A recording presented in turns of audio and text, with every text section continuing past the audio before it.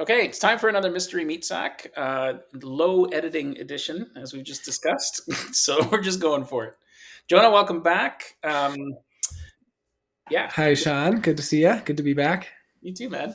I was just reflecting on the last time with Paul McCartney and just giggling to myself some of the observations that you'd make and how fun it is to be on my end.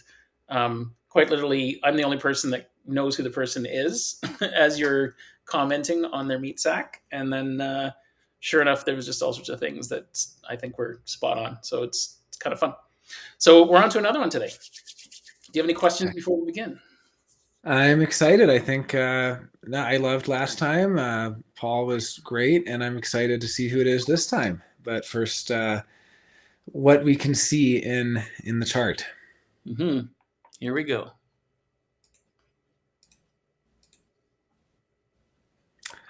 All right, a 6-2, single definition, quite a bit of definition. Look how much is on the left side of that chart. Just that's so interesting. Even visually, eh? Just like Well, that's what I mean. It's just right. Like it's just it kind of is at a visual impression level. There's so little. I mean that solar plexus only has a single gate pointing at it. Nothing activated in the solar plexus.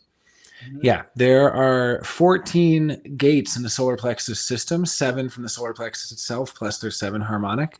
Those are called the 14 gates of sexuality. This person has only one of that whole 14 gate system. So wow. And then single definition with quite a few channels for being single definition: 4816, 3410, 4426, 2946, and 2838, and 5027. Look at all these channels. I mean, how do you say that one? So many channels for a single definition. I mean, this is like a very self-contained person that really has a pretty heavily defined spleen. And yeah, I mean, I would say that at their core, this is a similar chart to Ra's in certain ways, in that here's somebody who has a defined spleen, who has a defined ego, who has a defined G. Ra, of course, didn't have the defined sacral or the root. But in terms of the not self hierarchy, the 4 strongest centers of the not self, which are really the ones that are kind of give people the most trouble usually, are the ego, the solar plexus, the G center, and the spleen. Yeah, those 4, exactly. And of those 4, this person only has the solar plexus undefined. The other 3 are defined. So similar to Ra, because he had a defined ego, he had a defined G, he had a defined spleen. So, which is not that common to have all those defined, right? The ego is only 35% and so on. So what Ra said was that because his undefined solar plexus was at the very core of his not self, it was basically as if his entire life before human design, nobody really knew him. Because the undefined solar plexus can really hide. It can hide in the sense that it doesn't want to rock the boat. It doesn't want to, it wants to brush things under the rug. It doesn't want to hurt people's feelings unnecessarily or disappoint people. It could be very hard. You have an undefined solar plexus. I mean, my you wife might and I comment do. on So this. all those things you're saying, I'm going like, yep, yep, yep, yep, yep. Yeah, and I've heard people with undefined solar plexus say, well, I don't resonate at all with the description of avoiding confrontation because I will confront all the time. And I'm like, sure, you'll confront, but do you confront people that you really care about and don't want to hurt their feelings? Because it's one thing to confront somebody, at a cafe and say, you guys gave me the wrong order or something, right? Or to confront somebody online and say, I disagree with your opinion.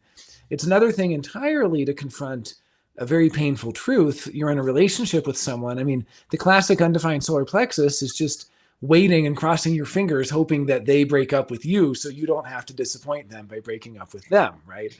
It's kind of this theme of avoiding the painful confrontations. I remember I was in a band and I didn't really enjoy being in the band that much. It became an obligation, every week going to band practice. And my bandmate, it was getting worse and worse. It wasn't like he was just saying, hey man, how's it going? He was like, oh, we're going to go on tour.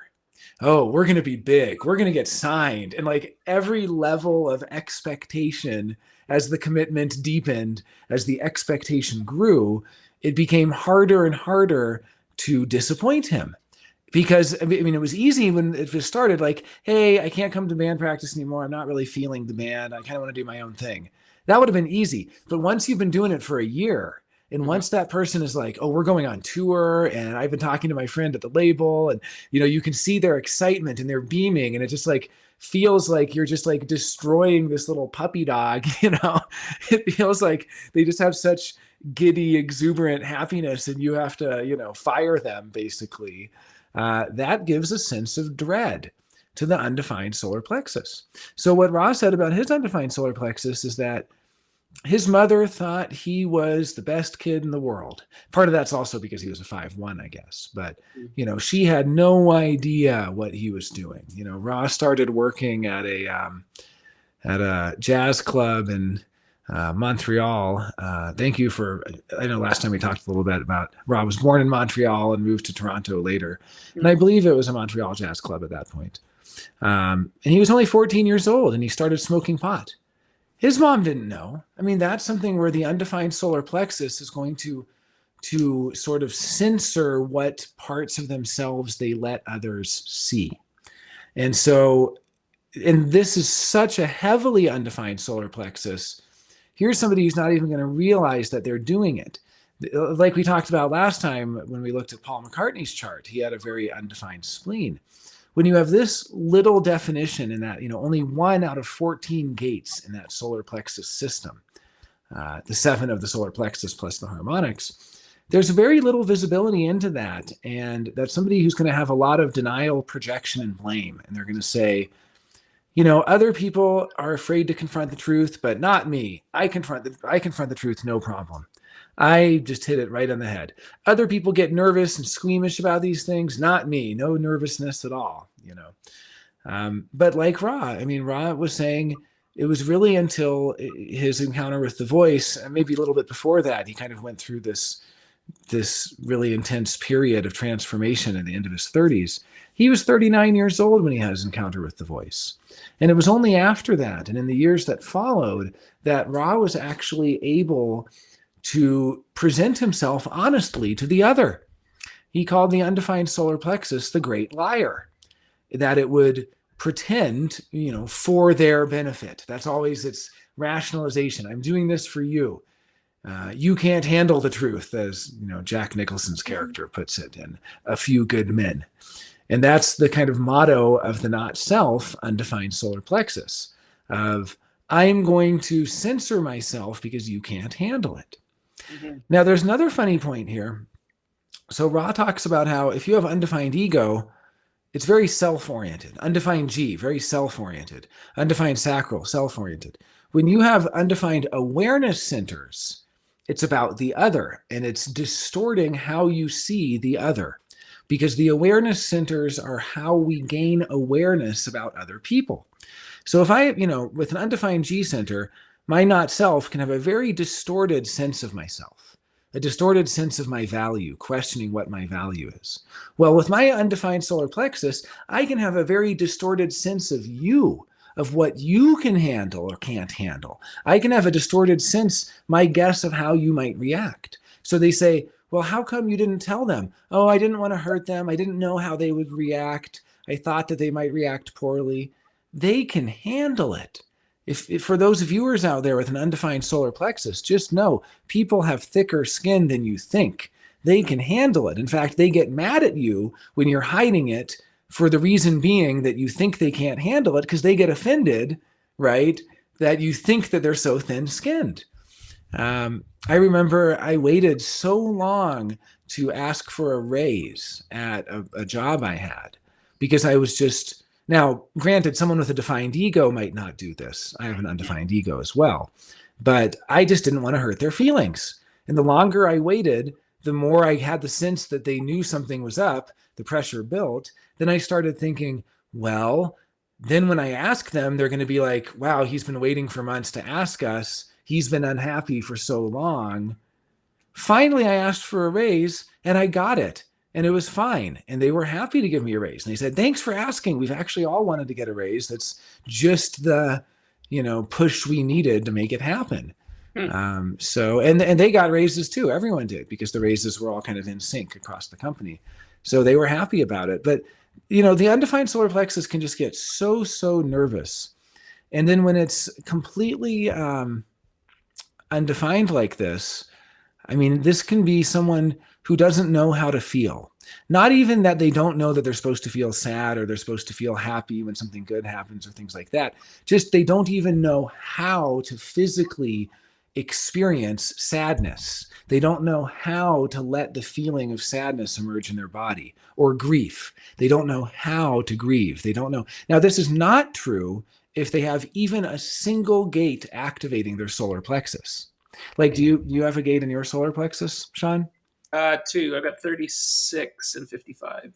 That's right. That's right. I think, yeah, we talked about this. Yeah. So in your case, you do know how to experience emotions. When they come up, you experience them in a fixed way through this 55 moodiness and kind of do I, don't I, I'm not sure, wishy-washy, kind of eternally indecisive and so on. Or through 36. Oh my God, it's a crisis. What am I going to do? There's a crisis. Yeah. And so it's going to either be a crisis or it's going to be this indecisiveness. For Ra, he only had one gate in his undefined solar plexus. He had gate 49, the gate of rejection. So someone would bring up something emotional. He would get emotionally triggered. He would reject. He would just leave. He would just quit. He would just walk away. Right. So when you have activations in the undefined solar plexus, or in any in any undefined center, those activations are going to be fixed characteristics of what happens with that not self theme. In the case of someone like myself with a completely undefined solar plexus, or this individual here, it's very different. When it's completely undefined, Ra even joked they don't always even follow the not self strategy, because sometimes they go to the opposite because they can be so oblivious. It's like he actually said they won't even stick to the not self strategy. And it's not because of any inherent wisdom. Of course, they can become wise over time, as all of us can, especially through living strategy and authority, and through living your design, and through the witnessing of how it all works.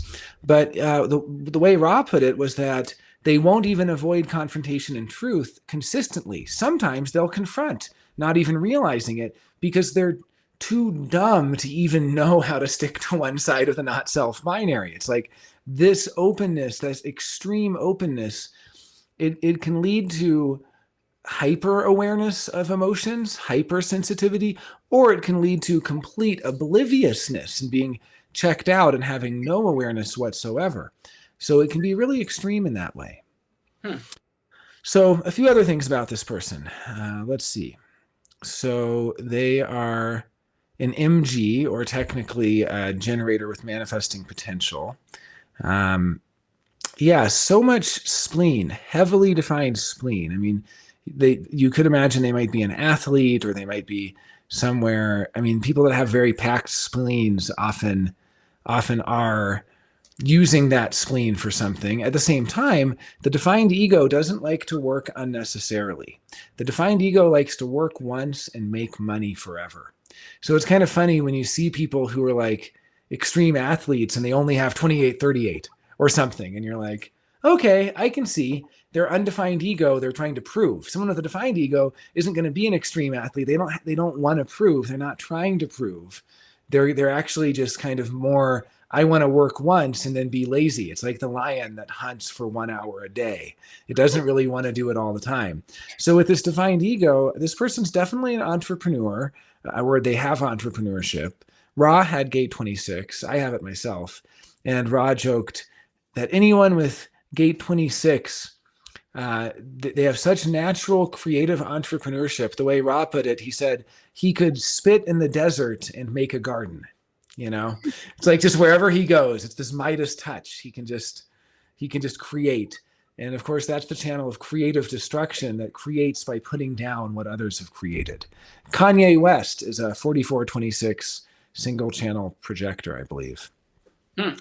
And let's see, it's unconscious for them. So 4816, probably very talented, very skilled. You find 4816 in a lot of charts of concert pianists or people that just they have a lot of talent, professional gamers, things like that. Somebody that's kind of requires a lot of skill. 3410, that I love that channel. Explorers kind of here to see where life takes them. And then 2946 as well, which is very much about discovery and seeing what you find when you get there. And so this person has a sort of explorative nature.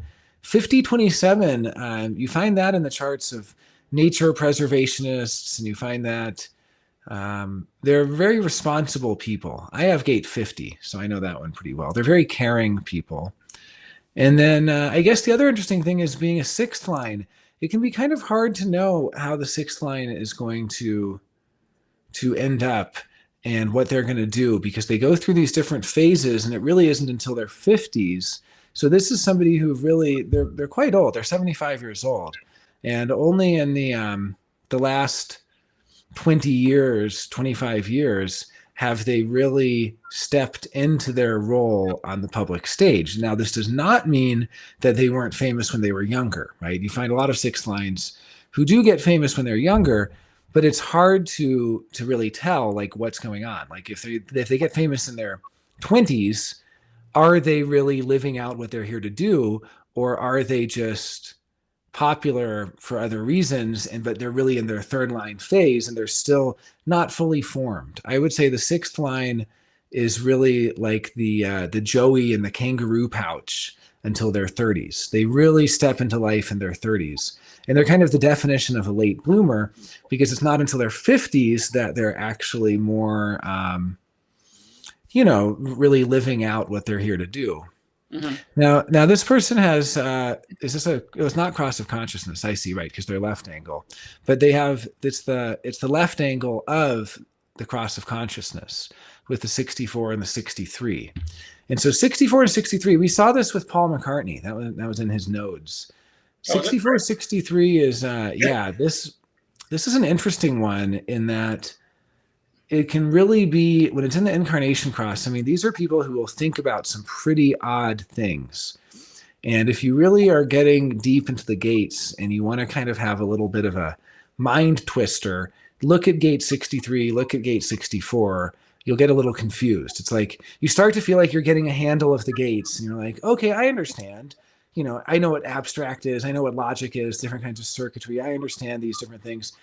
Then you look at 64, and 64 is in Virgo, and Virgo is usually all about precision of thought and intellect and logic, and it's abstract.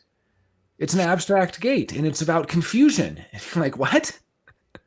And then you look over at 63, and it's very dry and precise and all of these kind of Virgo traits. It's opposite in Pisces, right? But it's a logic gate, but it's like in Pisces. And so it's like each of them are kind of like switch hitters. Like you find people with 64 or 63, and they're each kind of laying claim to the other's domain. And they're two very different ways of trying to solve problems. And basically 64 is going to have a flurry of images. Anyone with gate 64 knows this endless flurry of images, and they have to make a story to connect those images and figure them out. And all these seemingly random, disconnected images, confusion. I mean, here's somebody who's going to have a lot of confusing stuff. It's fully unconscious. They might not even realize how confused they are. It could just be coming, right? But then meanwhile, 63 is trying to not think about things. It's the design of a very still mind, of a very calm mind that refuses to think too much about things. And it's basically trying to find the right questions. So either way, I would say here's somebody, their biggest issues in life are going to be that they're very much presenting themselves in a very censored way to the other, a very clean way. It might be hard for others to see the real them because that undefined solar plexus. And then beyond that, they're thinking about a lot of things and trying to solve a lot of things. And they have this very intellectual mind that's open. So that's kind of the not self. And, it's interesting because like I have a friend who has everything defined from the throat down, similar to this chart, except for the solar plexus. Well, he's a mathematician and he will think and think and think for hours. So you might go, well, wouldn't this person be really physical? I mean, this is why it's a little hard to predict because you kind of see what their skills are. This person could be an incredible athlete, for instance. Doesn't mean they are. I'm not going to guess that they're an athlete because they might as well just be a mathematician lost in the head and the ajna. So it's kind of like it's a little difficult to make that prediction.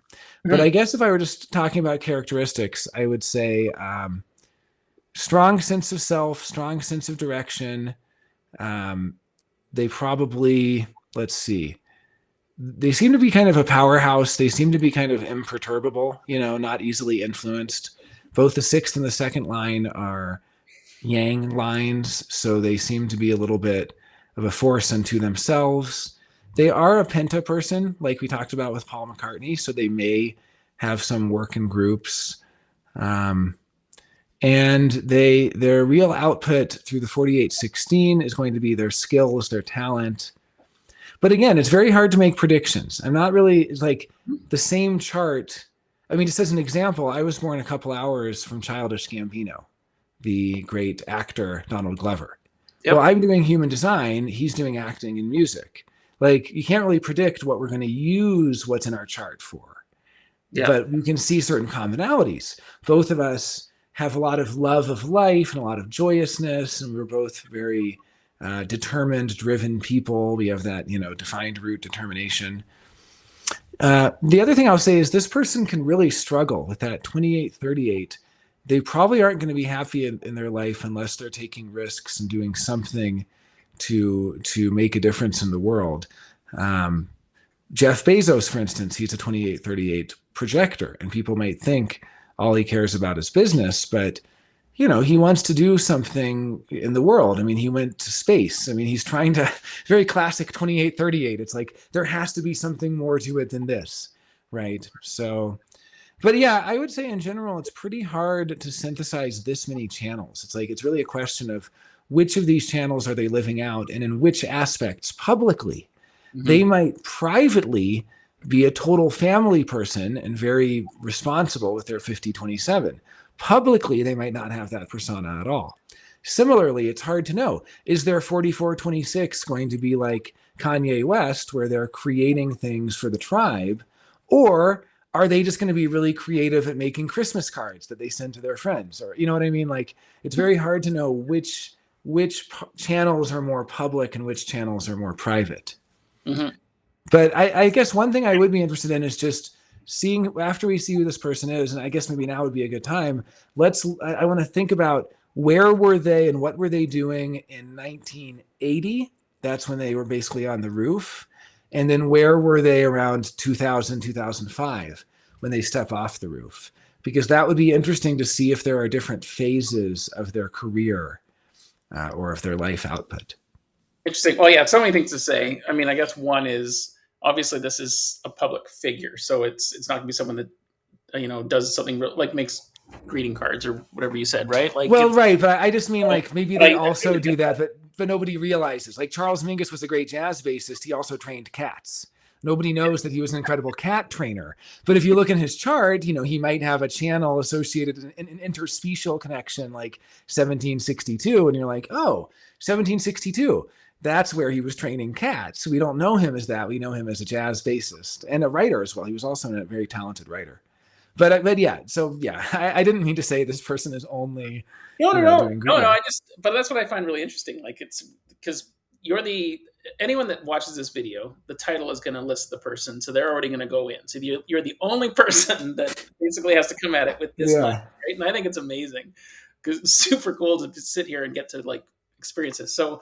Yeah, like, two things. He's got 6 defined channels. I have 10 and 12 in my Chiron. So, and actually this person has passed their Chiron too, clearly. So it'll be interesting. Like, I still have so many questions on that. But before I disclose who it is, all that openness around the solar plexus, the very first point you made was sexuality, but you didn't elaborate. So... Yeah, I mean, it's so hard to predict because, so James Alexander said when you have that open of a solar plexus, you can have promiscuous sex with no attachment. I don't know that that's true. I have an incredibly undefined solar plexus. I mean, and I don't want to, okay, paraphrasing, like I'm summarizing something that James had said to me. I don't mean to only, to put words in his mouth there, but oh, really? Oh, very interesting. Even as you're saying, Very interesting. I would not have guessed that at all. I mean, I was thinking, is this person an athlete because of all that spleen? That's what's so interesting. It's like, that's why it's hard to predict. And also, he doesn't seem like such an intellectual, but I would have guessed that a lot of intellectualism maybe he really is. I mean, that's the interesting thing is, I mean, well, there was a reality show about him. Did you ever watch the reality show? oh, for sure, and like just such high addiction. Like he all even present half the time, right? And then, but yeah, no. What did you say right before that? The sexuality that that was. Well, it's hard to know. Yeah. Because I mean, what wasn't he married and he wasn't Oh like yeah, known. he was Yeah. known for So cheating that's on why his it's kind wife of hard to for years. predict. Like, I don't think you can, but the one interesting thing would be just the third line phase where he got famous with Black Sabbath in the 70s, right? That was 70s. Yeah, I think late 70s, certainly in the 80s, which is what you had said. Really? So really that's when he kind of he was more fully formed, late bloomer. And then he went through a different phase where the reality show, I think, was in the early 2000s, the early aughts, as they call them. Probably, yeah, 2004. And or mid 2000, something like that. And so it really was when he was coming off the roof and stepping back into the world. And yeah, 2002. So that was like prime for him stepping off the roof, Chiron. So yeah, I guess the only things that I can really see immediately about it are with the completely undefined solar plexus, he probably presents an image of himself that is what image he wants you to see. And it might be hiding certain things that might not fit with that image. The head and ajna are kind of hard for me because I just don't know what he's like. They are fully unconscious. I mean, I guess his mind is as much a mystery to him as it is to us. That's what we could say about that, because he has that completely undefined ajna, but then he has in his incarnation cross that 64-2 and the 63-2, which, that's people who have 64 and 63 can have very unusual minds. They do. I mean, I have 64, so I have part of it. But when it's in the incarnation cross, especially, that does kind of fit just because he just seems to have such a bizarre kind of mind. It's like, is he even there? And something that Ross said about the cross of consciousness, which again, this is the left angle. This is one of the two left angles of the cross of consciousness. What Ross said was so interesting. He said, really, most of us are passengers in the car. We're going around, we're looking out the windows. And we have different kinds of windows, and some of our windows are closed or blocked, and some are open, and all this stuff. But the 64 and the 63, they're basically driving around with all of the windows blocked. They can't see out the car, but the sunroof is open, and they're looking up through the sunroof, and they're just seeing things pass by. They're just seeing little shapes and just little, flits of this and that going by. And then they're asking and they're saying, do you notice that? And nobody knows what they're talking about because nobody's looking at the things they're looking at, and nobody really sees what they're looking at other than maybe some other cross of consciousness people, because it's so outside of what people care about and look at and think about. And really it can be incredible. I mean, they can see some really interesting things, but it can also be like just very confusing and very non sequitur and very kind of just not making sense and not really connecting and so on. And so with his fully unconscious 64, 63, yeah, I mean, he does have an interesting mind that you're not quite sure if it's there, right? So, and then let's see, 4816, I guess he probably is a really talented musician. You find 4816 in a lot of musicians' charts. It is the creative output of logic. So I said classical pianist, anyone who has to rehearse and has to get things right and who does it the same way every time, basically, with little improvements. It's different than like an emotionally defined, like for instance, Paul McCartney has the mirror. He had 35, 36. Very different. Didn't have that 4816. 4816 is going to rehearse over and over and over to get it right.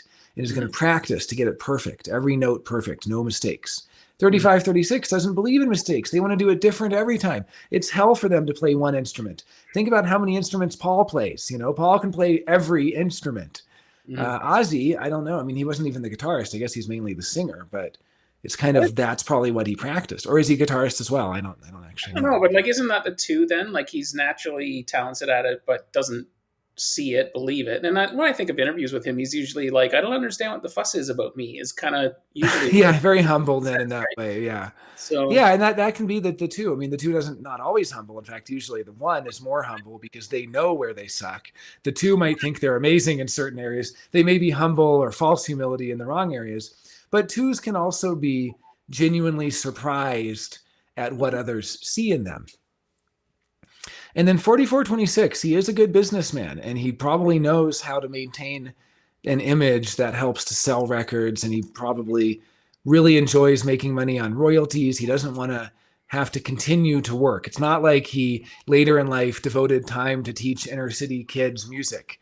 You know, some people get famous and they start to devote a ton of time and energy to helping others. I'm not saying a defined ego wouldn't do that. Many of them would. Absolutely, absolutely. But it just kind of depends on the person. 2946. I mean, he probably really loved touring and loved going on those adventures and having just, and then that 3410 as well, that exploration and discovery. I mean, he probably traveled a lot, really traveling the world. I have I have that as well, and so I did write that down because I'm curious to hear more about that. But maybe one of the things you said was the 5027, the nature preservist, and I mean, as soon as you said that, I was like, didn't he eat the head off a bat? but Well, my but eating the head off the bat would probably be first of all, did he really that? Well, that's a defined I spleen. think he Can he said he handle didn't all the actually do it. germs?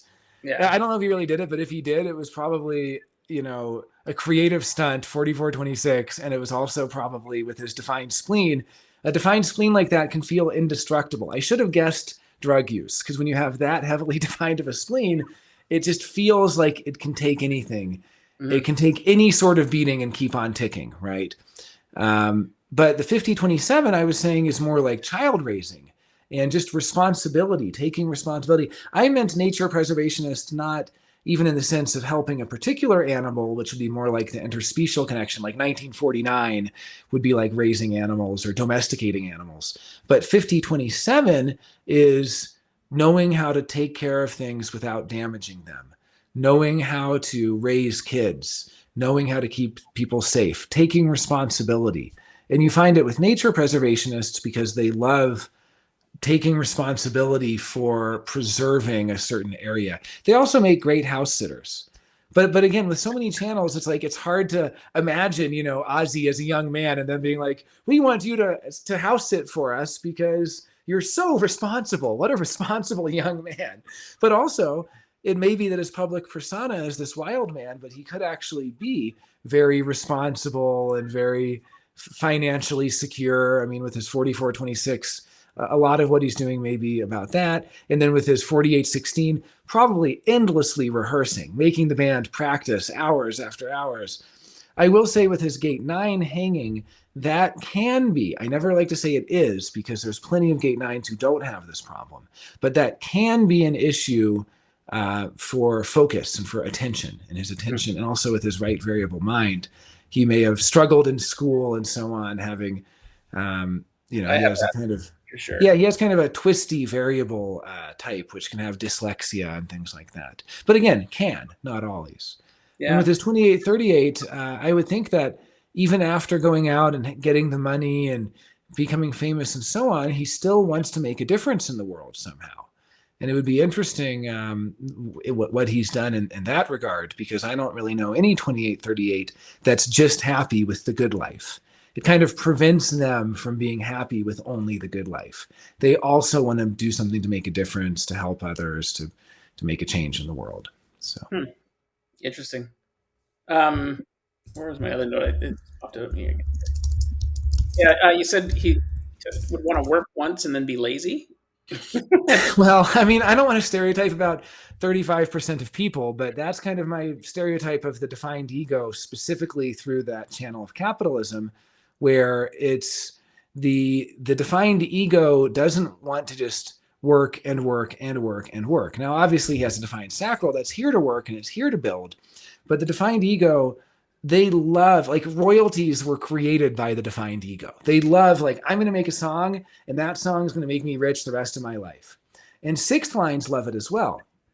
Sixth lines before 1781 didn't come off the roof. And so the sixth line was the ultimate hypocrite because they went on the roof. See, now sixth lines can be hypocritical, not always, and they're kind of tested for it. And if they've lived their lives as hypocrites, they often have severe issues in their 50s when all the karma swoops in and they have to pay it off all at once, so to speak.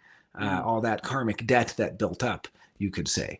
But the sixth line before 1781 would basically go on the roof and stay there. And the roof was, I don't work, you work. I'm the owner, you're the worker. I own the means of production, you use the means of production, and I tax your use. I own the business, you pay me, or, I pay you a small amount, and then I sell the fruits of your labors at a profit. That is like the classic sixth line roof theme. And it's really the theme of what is really the homogenized dream. When people talk about the dream of being wealthy and not having to work and being able to go on unlimited vacations and being able to have the good life and all this stuff, that is a fantasy of the sixth line on the roof. And basically, the sixth line is no longer here to do that. Up until 1781, that's why they kind of got the reputation for being hypocrites, because they would be working with everyone else. Then they would get up on the roof and say, all right, I'll never work again. Now you work, I make the money. And it's very hypocritical because it's saying, I'm special, I'm the exception.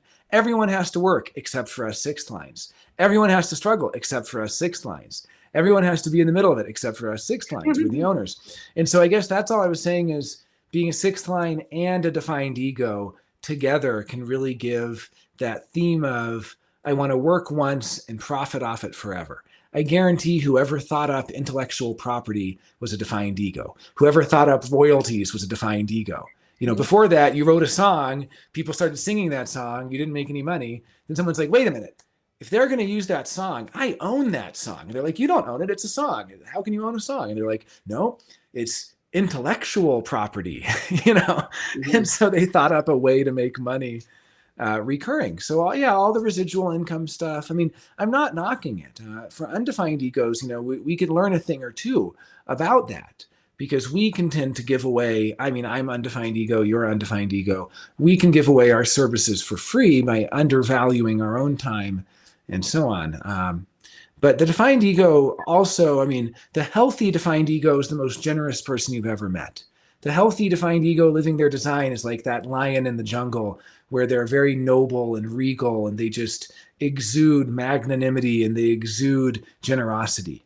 So that healthy defined ego is a very broad personality that's not petty at all, that doesn't stoop to any level of any vengefulness or anything. They're just like, I mean, obviously we have 2145 as an ego channel, not with Ozzy, but just as, one of the four channels. That's the channel of royalty, of monarchy, of the king and the queen and the monarch. And so, it's very much the healthy defined ego is going to exude generosity, but the unhealthy defined ego is going to have this sort of bitterness or anger about people are taking advantage of me and so on. So, Yeah. Cool. Well, I know you got to go. Yeah, it's funny. Like, you were talking about the show and the different time frames. He obviously knows his brand. So, like, when I remember, I didn't watch much of the show, but I remember one part where someone was introducing a new stage prop, and it was this big giant cannon thing, and he was going to stand in front of the crowd and launch it. And but what it did is shut out bubbles. And he was like, "I'm the angel of fucking darkness. Like, you want me to do this?" Like that part was just like, that's my job here, man. That's what I'm known for. That's what I'm like shooting. Well, and he does have 48.6 design moon And it looks like he also has 48.6 personality Neptune. So how cool is that? And 48.3 design Neptune exaltation. So 48 is the gate of the black magician, and it makes sense that he has it sort of triple activated. And yeah, that's an interesting one for sure. Cool. All right, buddy. We'll definitely do this again. Thank you. Thank you so much for having me, Sean. It's been a blast. Take care. See you. Bye. Thank you.